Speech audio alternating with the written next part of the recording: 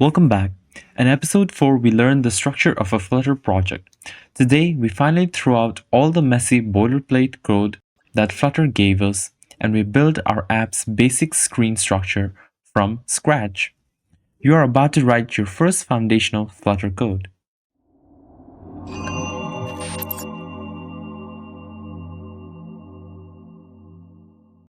Open your project's main Dart file. Select everything and delete it. Starting clean helps us understand the minimum required code to display anything on the screen. The first thing that you need to do in a Dart file is import the material Dart package. The material Dart package contains all of the theming tools necessary to build your app. So simply import material Dart into your application. The next thing that we need to do is create a main function. Since all programs run from the main function, you need to define a main function. Inside the main function, we're going to run an app and we will return a constant widget called my app.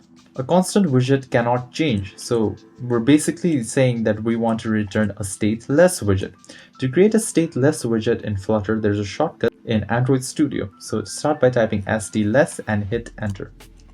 Name this my app. It automatically creates the constructor and build method for you. So what we're doing here is we're creating a main function. The main function returns a constant myApp widget. MyApp widget is a stateless widget.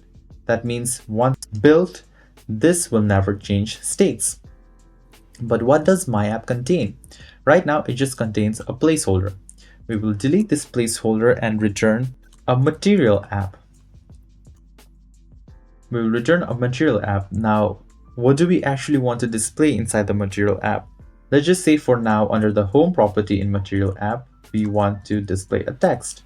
So to display a text, I need to create a text widget. In the text widget, I will pass in the text. So, hello, Flutter. Keep in mind, you cannot directly type hello, Flutter this way. You need to create a text widget this way. If we run this program now,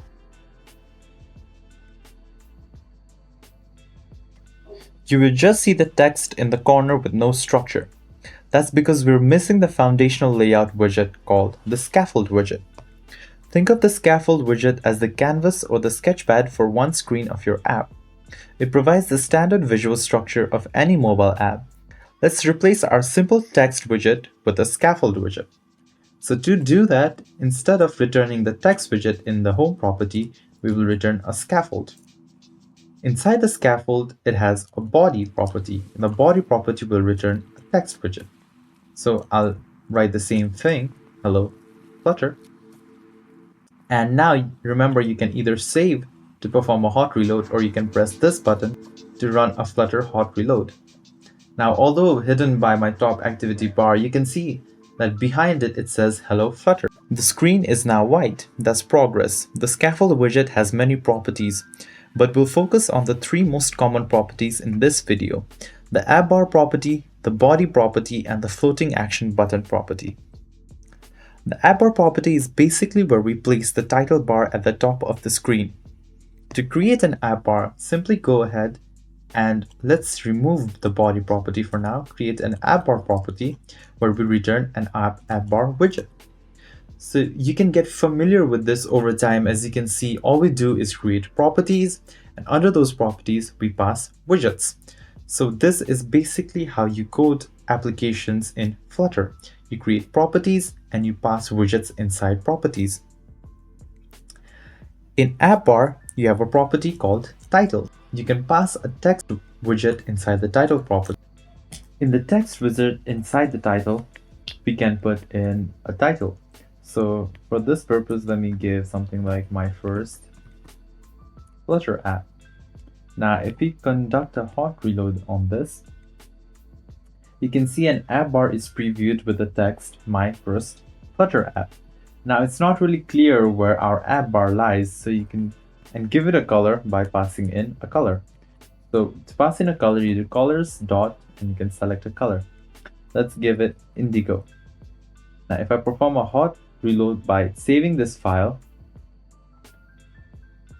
the app bar is now clearly visible. The AppBar widget itself takes properties. We set title property to another widget, the text widget. We use colors indigo property to quickly set a nice dark blue color, and we used hot reload to have that clean colored top bar. The text body property is where the primary content of your screen goes. It takes up all the remaining space below the app bar. Let me add a body property. To add a body property, you have to come outside the app bar. So our app bar is defined in this block here. So to add a body property, I'll give a comma and type in body. Remember, in Flutter, it is important that you add a comma after each property. Even if there is a closed parenthesis, you can still add a comma. This will not give an error. It's always a good practice to write commas at the end of most of your lines. Let's give it a body property. In body, I want a center widget. What a center widget does is it takes everything that you pass inside it and centers it wherever it lies. So since currently this center lies in the body property, and the body property is basically the entire space below the app bar, this will center it throughout the screen. It takes a property child. Under child, you can pass in a text widget. In the text widget, you can pass in a text, so body content. You can style a text widget using the style property of the text widget. So style, pass in a text style widget, and you can define multiple things here. So you can define a font size, you can define different font families if you've imported them, and you can define colors for your font. So let me say colors.red. If I perform a hot reload, you should be able to view body content centered on the body portion of your screen. I've placed a center widget in the body. This is our first major layout widget. It takes one child and centers it in the middle of the available area. Its child is a text widget, where I've also used a text style object to make the font larger.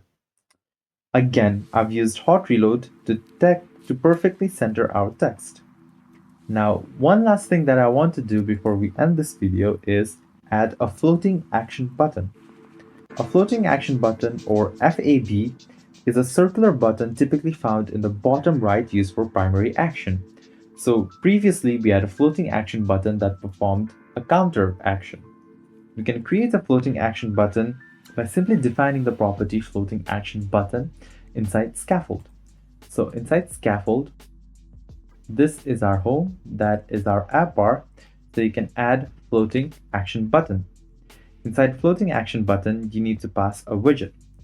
The widget's name is also called floating action button. Notice the camel casing and the capital casing here.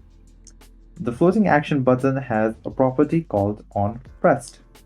So that basically means it's basically trying to ask you what it should change when you press the button. I want to print something, so I will just print button has been pressed. Then in its child property, I can add an icon using the icon widget icons.add. Icons.add is an icon that we pull from material Dart.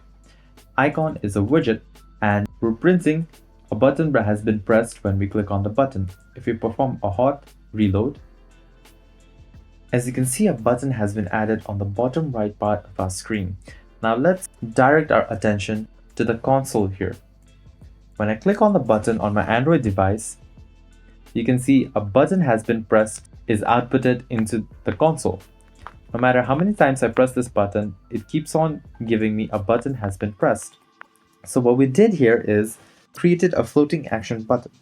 It requires a onPress function even if it's currently empty. For the visual part, we give it a child, which is an icon widget. Icons.add is just one of the thousands of built-in icons we can access. Again, I perform a hot reload to have a complete structural screen.